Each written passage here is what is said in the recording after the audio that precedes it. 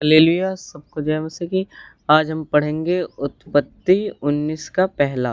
Hallelujah सदोम की दुष्टता के बारे में।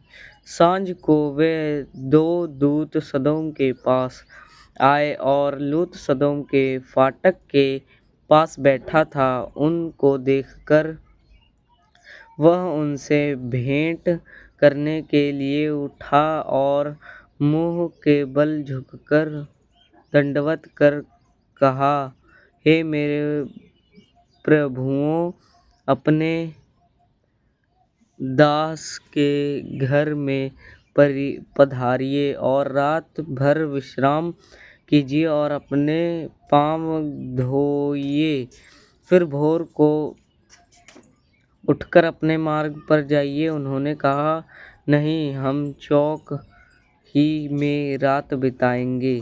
पर उसने उनसे बहुत विनती करके उन्हें मनाया, इसलिए वे उसके साथ चलकर उसके घर में आए और उसने उनके लिए भोजन तैयार किया और बिना खमीर की रोटियां बनाकर उनको खिलाई। उनके सो जाने से पहले सदोम नगर के पुरुषों ने जवानों से लेकर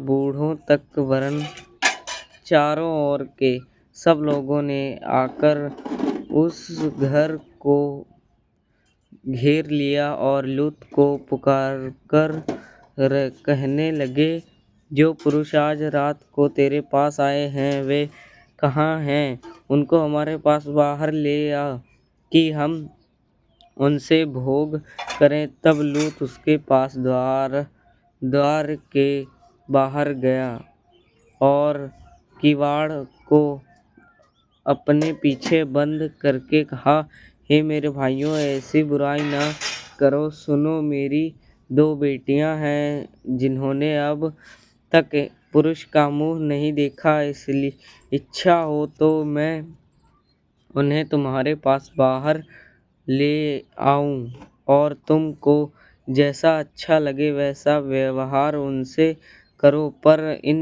पुरुषों से कुछ न करो, क्योंकि ये मेरी छत तले आए हैं। उन्होंने कहा, हट जा। फिर वे कहने लगे, तू एक परदेशी होकर यहाँ रहने के लिए आया, पर अब न्याय भी बन बैठा है, इसलिए अब हम उनसे भी अधिक तेरे साथ बुराई करेंगे। और वे उस पुरुष लूत को बहुत दबाने लगे और किवाड़ तोड़ने के लिए निकट आए। तब उन अतिथियों ने हाथ बढ़ाकर लूत को अपने पास घर में खींच लिया और हालेलुया किवाड़ को बंद कर दिया। और उन्होंने क्या छोटे क्या बड़े सब पुरुषों को जो घर के द्वार पर थे अंधा कर दिया। अंत वे द्वार को टटोलते टटोलते थक गए। लूत का सदोम से निकलना।